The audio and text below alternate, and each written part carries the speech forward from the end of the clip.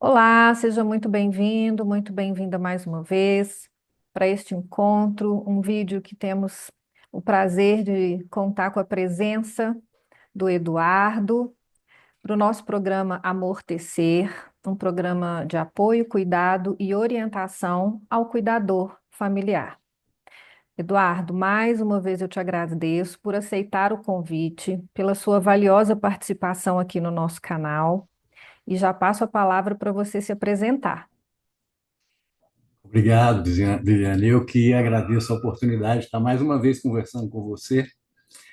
E meu nome é Eduardo Pirri, né? Como está aí na chamadinha do vídeo.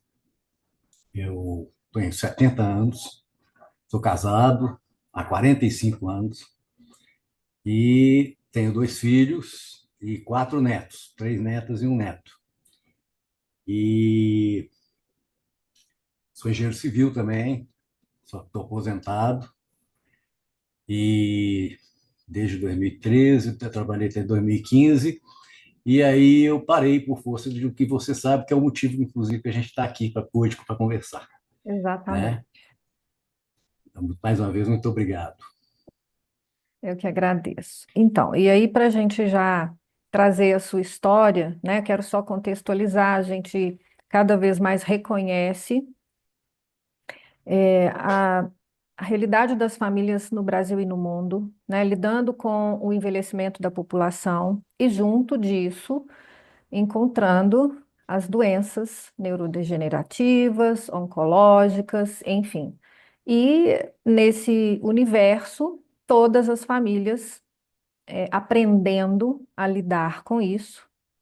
Hoje, claro que nós temos muito mais orientações, fontes seguras, recursos, técnicas, metodologias, mas existe um cenário que ainda nos chama muito atenção, que é exatamente a mudança de uma dinâmica familiar a partir do momento que um dos membros adoece, que precisa de um cuidado prolongado e que naturalmente se elege um cuidador principal e outros que são cuidadores parciais vão estabelecendo essa rotina de assistência e cuidado a essa pessoa. Então, eu queria que você nos contasse, ao seu modo, da sua forma, sobre essa sua trajetória, como é que isso tudo começou, e já adiantando assim que é muito mais comum, né? Nós temos aí um universo em que 90% dos cuidadores familiares são mulheres, acima de 55 anos, em média, e você traz uma perspectiva diferente, né? Assumindo como cuidador familiar. Então, entendo que é muito rica a sua experiência. Realmente foi uma experiência muito rica, aprendi muito, né, ao longo desses 10 anos de convivência, né, quase completos com minha mãe. E a coisa, eu acho que o enredo ele é o mesmo para todo mundo, né? Porém, os caminhos são únicos. Cada familiar, cada família tem um caminho, né? E o meu foi o meu caminho, né? Então eu trago como inspiração, né, para outras pessoas algumas situações que a gente foi vivendo, foi descobrindo, porque o diagnóstico dela foi em dezembro de 2013, então, ou seja, 12 anos atrás, esse universo de informações aí que hoje realmente está bem mais rico, naquela época não era tanto assim, né? E eu posso falar por mim e aí estender um pouco para meus familiares também. Eu sou filho, o único filho homem e mais velho de uma família de cinco homens, de cinco pessoas, cinco filhos, Uhum, né? Então sou eu e mais quatro irmãs. uhum. E eu tomei a frente do cuidado. Eu não fui o único cuidador, mas fui eu que tomei a frente de todas as iniciativas, porque eu já era mais próximo da minha mãe também, por força de circunstância. Minha mãe era viúva. E eu sempre dei apoio lá, né, para minha mãe, elas resolver problemas, etc. Bom, uma coisa que eu tenho consciência hoje, que o diagnóstico da minha mãe foi um pouco tardio, porque ela já apresentava sintomas, né? Já há algum tempo, ela tinha 83 anos quando recebeu o diagnóstico, e com 80 anos nós fizemos uma festa de aniversário de 80 anos. Veio a família toda, as amigas dela de infância, de juventude, nós juntamos todo mundo, foi inclusive na minha casa. Eu fiz um vídeo na época, contando a história dela, que é uma história muito rica, filha de imigrante italiano, então tem uma história bem longa e bem rica, bem bonita, por sinal. E aí, o mote do filme, para não deixar aquele filme tristonho, todo mundo chorando e tal, levando na base da esportiva, ou seja, o tema era o seguinte: não pergunta para ela não, porque ela vai te contar quantas vezes ela quiser, ou seja, ela já contava várias histórias, várias vezes a mesma história. Aham. E, e aconteceu um ano antes uma situação que eu fui obrigado a assumir, de fato, as rédeas da administração da casa dela, porque ela começou a se enrolar com o dinheiro. Mas nós, assim, todos nós cinco, do alto da nossa ignorância, né, a gente não imaginou que isso já pudesse ser um sintoma de doença, né? E um ano depois veio a confirmação e eu, por mim, eu falo o seguinte: quando eu recebi a notícia, falei, bom, e aí? O que fazer? Eu não tinha a mínima noção. Apesar de que, na família da minha sogra tem, né, uma demência, e foi diagnosticada antes, mas eu não me envolvia. Eu era o genro da história, né? Uhum, uhum. Então, eu passei então com a minha mãe ser o filho da história. Então, aí eu lembro muito bem que minha irmã me deu o diagnóstico, que ela que me levou ao médico, e aí já vinham fazendo, né, alguns exames neurológicos, inclusive. E aí eu falei com minha irmã, falei, bom, vamos deixar rolar para ver como é que fica. E é o que as famílias normalmente fazem, né? Exatamente. Só que eu dei muita sorte, porque em 2014 eu fiquei sabendo de um congresso online feito pelo pessoal do CONAS, que hoje é o Alzheimer 360, e eu participei desse congresso, e a minha estratégia foi, a partir desse congresso, foram 20 e tantos palestrantes, pegar esses 20 e tantos palestrantes e correr atrás deles, né? Então, onde eles estavam, eu estava também para poder aprender. Então, minha primeira iniciativa, a minha primeira dificuldade foi realmente a falta de conhecimento, e aí a iniciativa foi correr atrás do conhecimento. E eu não Uhum, parei mais, uhum. né?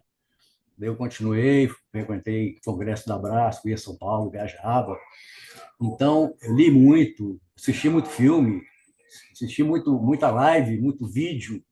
Então, eu corri atrás da informação e fui selecionando as minhas fontes de informações, né? Porque a gente fica sujeito, no início, principalmente, a utilizar de coisas que não são muito verídicas, né? Pessoas usam de má fé e as pessoas muitas vezes embarcam por causa de estarem buscando talvez uma facilidade que não existe. É Uhum. uma doença longa, muito longa, não é uma doença que você vai no médico, diagnostica, tem um medicamento, faz o tratamento e cura, não é, né? É uma doença que vai demandando cada vez mais conhecimento e mais cuidado. É. Então, dentro disso, eu continuo até hoje, né? Acho que em 2018 a gente fundou um trabalho, né? Um grupo de apoio, e a gente continua com esse trabalho, mesmo minha mãe tendo falecido em 2022.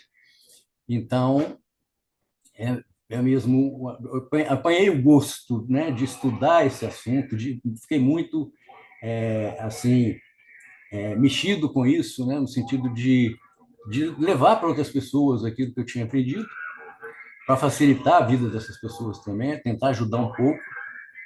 E esse trabalho está até hoje, né?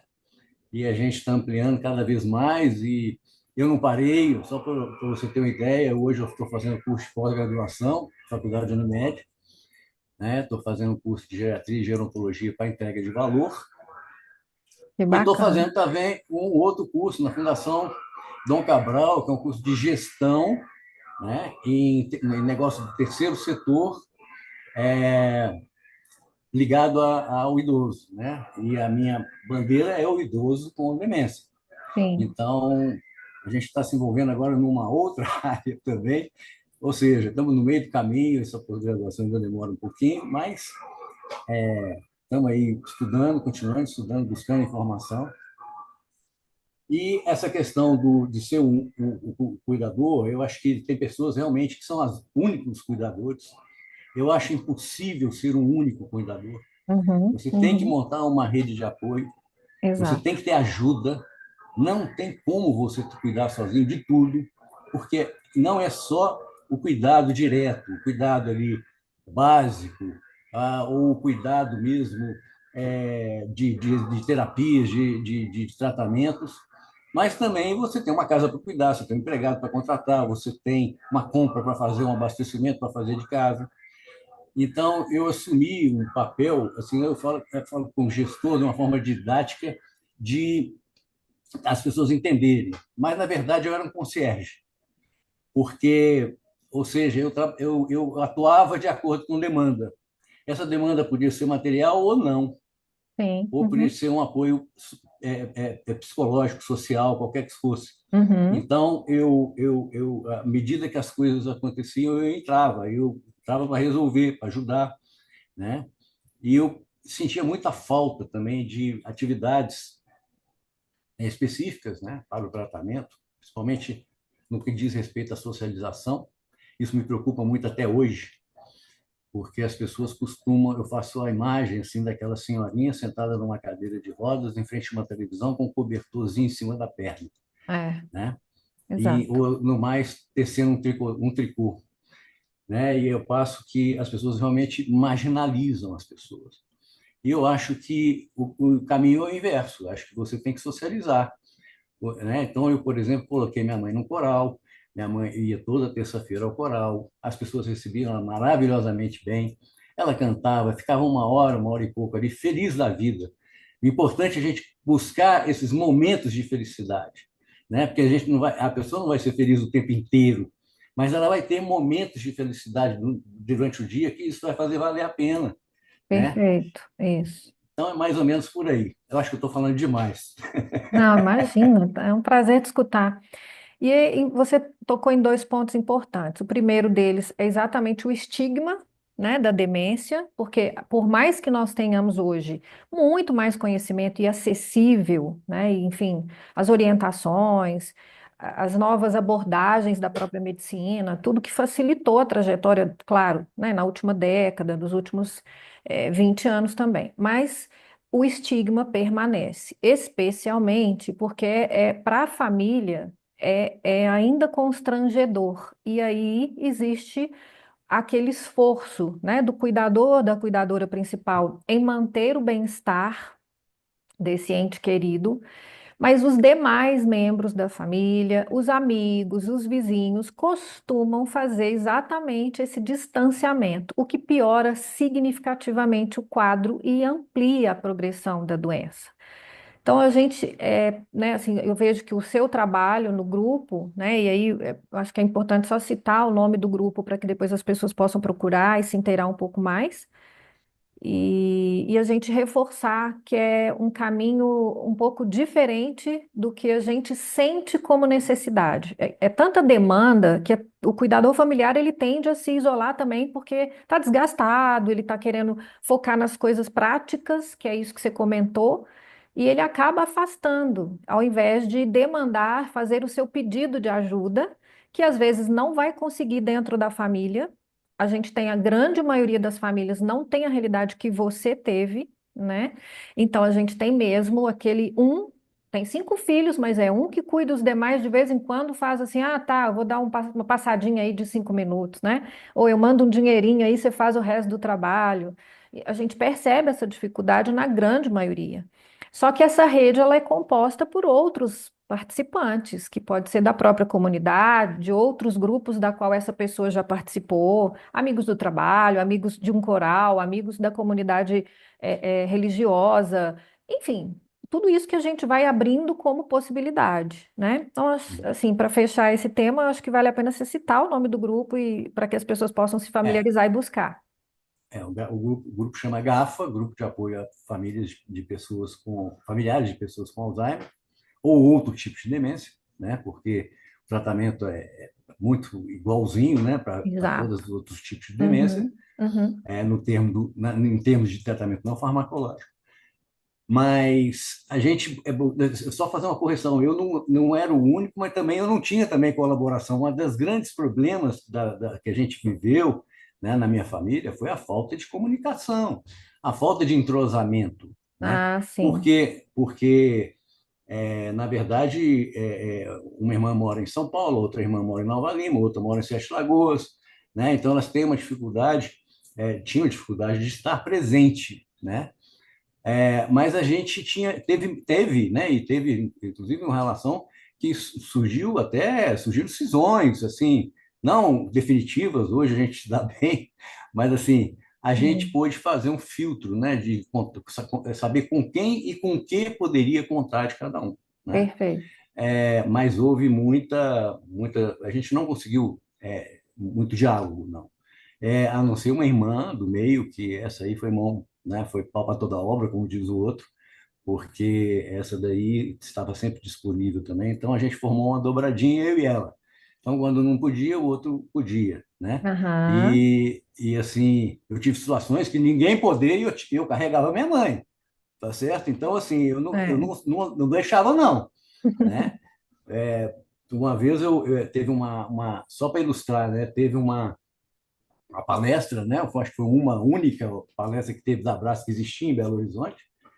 E eu queria que um tio que morava com ela, que é 3 anos, 2 anos mais velho, mais novo que ela, mas são, mentalmente são, e ele também foi um partícipe aí desse cuidado, né? Mas Uhum, uhum. ele tinha uma história com a minha mãe muito diferente da gente, porque ele tinha uma história de que vinha da infância, né? Uma infância, uma relação de irmãos, que perdeu a mãe muito, eles eram muito novos, ele tinha 9, ela tinha 12, então eles tinham uma relação que a gente tinha que respeitar, né? Minha mãe, naquelas confusões mentais dela lá, ela às vezes dava tapa no bumbum dele, porque ela se sentia responsável por ele, coisa que veio Sim. trazido lá de trás, né? É. Então, eu entendia isso porque eu conhecia a história dos dois, né? Então, assim, tanto é que eu fiz um filme, como eu te falei, da história da vida dela. E, e aí eu queria que ele participasse, né? E aí perguntei para um, para outro, para outro. E o que eu falo é o seguinte: as pessoas deixam o que sobra de tempo delas para poder dedicar, né? Não priorizam a demanda, né? Da pessoa cuidada. Prioriza a sua demanda e depois o que sobrar dá para o outro, né? Uhum. Então, teve caso assim, nessa ocasião, que eu perguntava para uma delas, falei assim: olha, você podia ficar, né, com ela no sábado, para ele poder ir. Não, eu já marquei salão. Então, ou seja, as prioridades aí, né, eu acho que o peso aí está muito diferente. Mas aí, o que que eu fiz? Eu não tinha com quem deixar, para ele poder ir assistir as palestras. Eu ia para São Paulo, minha mulher estava fazendo aniversário, ela estava trabalhando em São Paulo, eu queria fazer uma surpresa. E aí carreguei minha mãe, fui com ela para São Paulo. Entendeu? Fui daqui, Fernão Dias inteiro, de carro. De carro, pra você ter uma ideia. Uau. Mas foi ótimo e tal. Na volta me deu muito trabalho, que era só eu e ela dentro do carro, mas tudo certo. Então, assim, eu não deixava, né, ela assim, sem ter atividade, sem ela ter uma companhia ou alguma coisa. Quando não dava, houve a pandemia no meio do caminho, isso mudou toda a estrutura de cuidado que estava montada, Sim. né? Então, Uhum. ela foi para casa da irmã, depois foi para casa da outra, depois de uma semana. Aí, na hora que eu vi que ela ia ficar no ping-pong, eu sabia que isso ia gerar uma consequência muito ruim, ela mudando de ambiente. Eu fui, levei para minha casa, trouxe para minha casa e falei: olha, só sai daqui na hora que tiver uma definição da pandemia. Ela não vai ficar igual bolinha de ping-pong para lá e para cá. Ela vai ficar aqui. Eu assumi o cuidado integralmente nessa ocasião. Era eu e ela, minha esposa. E quando eu botei ela dentro de casa, eu falei para minha esposa: eu vou cuidar. Você não tem obrigação nenhuma de cuidar. Né? Então eu Uhum. cuidava da minha mãe de tudo, de tudo. Da hora que ela Uhum. acordava, à hora que ela dormia. Né? Uhum. Então, assim, foram alguns meses, né, até ter condição de remontar um pouco a estrutura na casa dela, que eu sabia que a hora que ela voltasse, ela ia voltar dentro daquele status quo que ela já tinha. né? sim. E não porque ela piorou quando ela foi para minha casa, porque Uhum. essa mudança de ambiente foi muito prejudicial para ela e o próprio isolamento também. Nós todos sofremos e ela, imagina ela, né? É, com certeza. Uhum. Muito Então, deixa eu bom. parar de falar, porque nós temos só meia hora para É, falar. não, mas estamos no tempo. É que é isso, né? Assim, foi importante você retomar, porque também sobre essa uma cisão, né? Assim, alguns entraves da relação da dinâmica familiar acontece. Isso também pesa muito, sobrecarrega Uhum, emocionalmente, né? O uhum, cuidador familiar, porque ele já está lidando com tantas questões e a própria relação que é estabelecida entre ele e a pessoa que está sendo cuidada já traz um impacto emocional. Quando você começa a perceber, né, que existe esse entrave também nas demais relações dentro da família, impacta ainda mais. E aí a gente já passa para o segundo contexto, que é exatamente esse, assim, que você puder trazer para a gente um pouco do que você utilizou como estratégia para te apoiar emocionalmente. Hoje a gente tem uma dificuldade muito grande do cuidador, da cuidadora familiar buscarem por um apoio, por um suporte psicológico emocional. E é importante tecer algumas estratégias para que esse equilíbrio possa permanecer um pouco mais de tempo.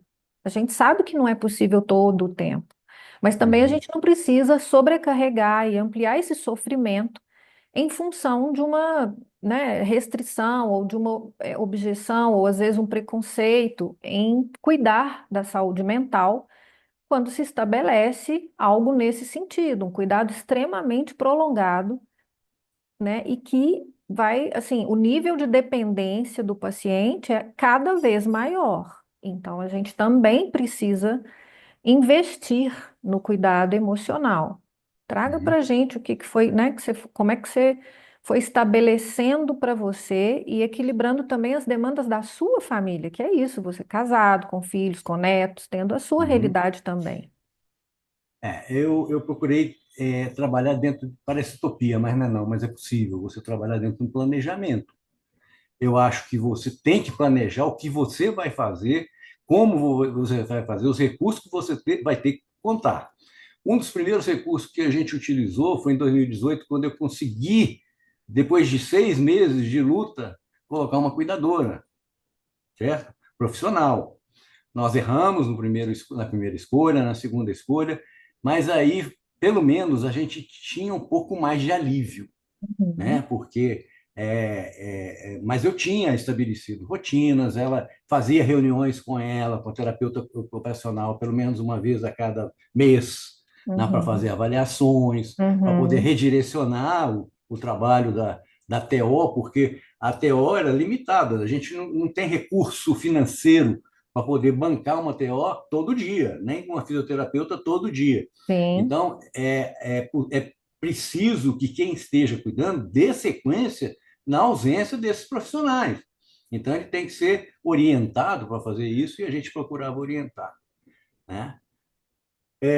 Então, como eu te disse, eu fazia meu planejamento. Por exemplo, todo ano, antes da pandemia, todo junho, eu ia para Lima, onde meu filho mora, no Peru, porque é aniversário da minha neta mais velha. E eu botei para ela o seguinte: olha, eu vou estar na foto em todos os seus aniversários, né? Então eu ia, então eu podia viajar 20 dias, porque eu tinha um cuidado, uma estrutura de cuidado que era planejada. Uhum. Existia algumas situações emergenciais? Existiam, mas isso aí você resolve com o telefonema, você resolve com o vídeo. Hoje Isso, tá isso. muito simples. A minha casa da minha mãe era e continua sendo toda monitorada, porque apesar dela não existir mais, tem o irmão dela que mora lá hoje. Então eu tenho que monitorá-lo também. Ele está com 92 anos de idade, né? Olha, São, mas assim, o são, talvez ele, por ter mais autonomia, me dá um pouco mais de trabalho para tem conter. mais riscos envolvidos, né, É Eduardo? verdade.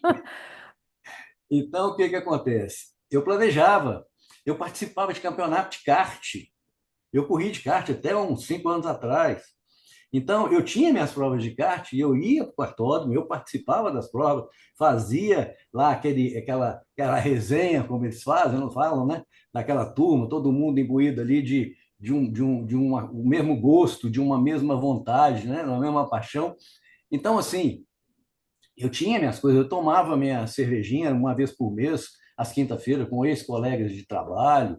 Então, eu não deixei de fazer essas coisas. Eu fazia pilates, eu tinha atividades que eram minhas, momentos que eram meus. Era uma forma de eu também estar pronto e recarregado para poder resolver problemas, Perfeito. né? É isso Então, aí. assim, agora, a minha prioridade era o que ela demandava. Então, algumas vezes eu tinha que, talvez, pedir desculpa, hoje eu não vou poder tomar uma cervejinha porque minha mãe está Claro. demandando, Abrir né? A mão em prioridade, alguns momentos. sim. Então, assim, a demanda, a prioridade era dela, né? Então, assim, quantas vezes eu saía da minha casa e ia para lá para poder, assim, acalmá-la, porque, igual você falou, alguns contribuem, outros não contribuem tanto e uns até atrapalham, Exato. porque o que que acontece? Fazem coisas que geram reflexos depois e aí não estão lá para poder resolver, né? Quem está cuidando herda esses reflexos. Então, quantas vezes, né? Minha mãe ligava ainda, quando ela ligava, conseguia ligar. Eu estou sozinha. Eu falei, mãe, mas o Zé está aí com você, com o irmão dela. Não, mas ela não considerava a minha resposta. Ela virava assim, mas no prédio não tem ninguém. Eu falei, não, mas então aí desce, vai no andar de baixo, toca a campainha, chama fulano de tal. Aí eu falei, e no quarteirão não tem ninguém. Aí, quando eu chegava num ponto, eu falei, não, agora tem que ir lá, né? Aí eu tinha que me deslocar domingo à noite, né? Que normalmente que ela voltava da casa dessa minha irmã, que costumava levar ela no final de semana para casa dela, e aí eu tinha que ir lá e esperar até ela acalmar e dormir para poder ir embora, né? E eu ia embora, Uhum. né? Deixava Uhum. ela com esse meu tio, que também era um idoso, assim, mais velho, mas eu estava sempre ligado, né? Sempre monitorando, etc e tal. Então, assim, eu cheguei na época da pandemia, eu fui fazer uma consulta com um neurologista sem ela, mas eu fui fazer a consulta para ela. Então, assim, é, Acontece. A gente sabe que é, acontece. então, assim, a gente não podia sair de casa, mas eu tive que ir lá, né? Então, É. eu não podia levá-la, mas eu podia sair, eu fui, relatei, e eu conversava muito com as pessoas, Uhum. principalmente quem tratava dela, os médicos, terapeuta ocupacional, fisioterapeuta, eu era muito de conversar com eles e trocar informações. Aliás, Uhum. eu fazia esse papel de troca de informação e todo mundo que atuava junto com ela, né? Sim. E a cuidadora, no final da história, só para você ter uma ideia do desfecho, quando voltamos da pandemia, né, eu cheguei para a moça que era empregada da casa da minha mãe, que tinha ficado em casa no anterior, e aí, quando deu para voltar, eu chamei, falei assim: escuta, eu falei, vou postar nessa menina que ela tem um perfil maravilhoso. Aí, cheguei, você quer ser cuidadora da minha mãe? Ao invés de ficar trabalhando na casa? Ela topou. Essa menina, ela frequentava todos os encontros do nosso grupo. Ela lia, tinha uma sede de aprendizado, ela lia todos os livros que eu indicava para ela. Fez curso da Unimed, fez curso da SBGG. Ela foi, sabe, ela foi mergulhando assim. Foi uma oportunidade que ela teve também de Que crescer, bacana. Uhum. né? E aí depois ficou muito mais fácil conversar com ela. Então, assim, aí a gente, pra você ter uma ideia, quando minha mãe faleceu, ela veio faleceu de mão dada com essa cuidadora. Ela abriu os olhos já no finalzinho, olhou para a cuidadora, deu um sorriso, apertou a mão do cuidador e morreu. Essa foi a cena final da minha mãe, né? Então, você vê, criou ali, eles criaram um laço de afetividade Ah, muito sim. forte, né? Bom, então, Aí. voltando, os cenários são diferentes, né? Por exemplo, quando minha mãe teve um AVC no final, ela teve um AVC, aí que eu fui aprender o que era AVC isquêmico, o que era AVC hemorrágico, e Uhum. quando eu descobri que o isquêmico você poderia, através de exercícios, você voltar aos movimentos, que ela perdeu o movimento das duas pernas, do tronco, de um braço, e ela perdeu o fino. Então, ela não conseguia, por exemplo, comer mais, porque ela vinha e errava a boca. Uhum. E aí, quando eu descobri isso, eu cheguei para a fisioterapeuta e falei assim: agora é todo dia, vamos fazer voltar. E a gente forçava a barra para poder ela alimentar, por exemplo, pegava no punho dela, fazia o movimento de colocar a colher Uhum. na boca, Uhum. e ela depois ela chegou a dar uns passinhos, pra você ter uma ideia. né? Então, assim, voltou a comer sozinha, Bom demais. voltou a sentar na cama, que ela já, quando ela chegou, ela não sentava, porque ela não tinha domínio do tronco. Então, assim, fez efeito a fisioterapia muito, muito, muito, muito para ela, né? E Uhum. essa disciplina. E quando aconteceu esse fato, a família toda se mobilizou. Então, a que mora em São Paulo vinha, passava uma semana com ela. A que mora lá em Nova Lima vinha, passava uma semana com ela. A de Sete Lagoas vinha, passava uma semana com ela. Nós somos cinco, então eram 5 semanas. A Sim, cada 5 semanas você passava, ou seja, não pesava para ninguém, inclusive isso, eu. E exatamente. aí, o que que aconteceu? Aí eu fui e falei, olha, a invisibilidade da doença de Alzheimer, a da demência. As pessoas não enxergam uma doença na pessoa, né? A partir do momento que ela foi para a cama, que ela teve um AVC e que ela ficou com problema de se movimentar, aí configurou Aí uma passou a ser doença vista, né? vista. E aí as pessoas tiveram um outro posicionamento com É relação a isso. impressionante isso. É, É, então, assim, e antes, a gente batalhando para que isso não acontecesse, para que ela não tivesse uma disfagia, para que ela sim, não tivesse um sim, problema de sarcopenia, para poder continuar movimentando, né? é, Levantando, ela sentava no chão e levantava. Você tem ideia? Ela sentava com meus netos no chão para brincar, né? Então, assim,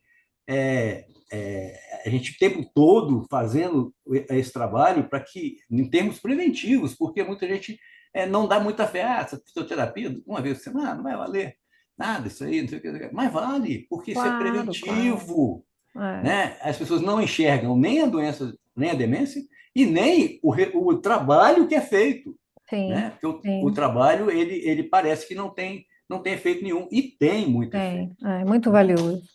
É verdade. Ok, estamos chegando no nosso final Que e vale a pena. pena resgatar. É importante a gente, né, teremos outras oportunidades, com certeza. A gente Deixa eu volta, só terminar com um negocinho. claro. Na passagem da minha mãe, né, a minha aceitação foi muito durante o processo, Uhum, né? Para mim foi uma entrega, tá? sim, E eu me dei muito bem com essa situação, no sentido, né, apesar de toda a tristeza, a saudade, tudo, mas eu falo o seguinte, eu tive a oportunidade de construir bons momentos com a minha mãe. Momentos são boas memórias que eu tenho, que a gente criou, que sim, hoje eu lembro com alegria. sim, Tá? sim. Todo o trabalho que deu, eu não lembro de nada, absolutamente nada. E se vem alguma lembrança, eu logo descarto, né? Então, assim, por outro lado, né, e eu agradeço a oportunidade de ter tido essa possibilidade, Sim, né, de claro. viver com ela muito próximo, né, esses 10 anos, né? Foram os 10 anos, né? Então, assim, é isso que eu tento trazer também, né, dentro aí do seu contexto, da leveza de cuidar, né, Isso. de É você, possível, né, Eduardo? é É possível, possível.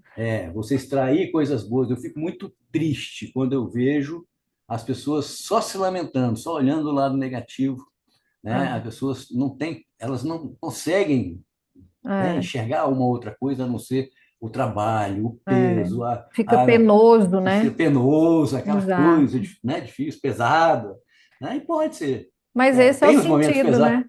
Esse é o É, sentido da nossa conversa, esse é o sentido do amor tecer, que é tecer esse é, manto protetor para que a exato. experiência do cuidado possa ser mais leve, possa Isso. ser equilibrada para além do trabalho que dá. Não é que a gente vai ignorar, não vai Uhum, adiantar dourar a pílula. A gente sabe que exatamente. é trabalhoso, mas não precisa ser penoso. É Te verdade. agradeço imensamente, Eu que te muito agradeço, rica a Ribeiro. sua contribuição e certamente teremos novos vídeos e novas Estou às ordens, à entrevistas para a gente disposição. ampliar esse diálogo. Combinado? Combinado, estou à disposição. Tá? Fica eu que agradeço a oportunidade de estar aqui com você mais uma vez. É sempre bom bater um papo contigo. Um abraço. Até o Outro. próximo. Até, se Deus quiser.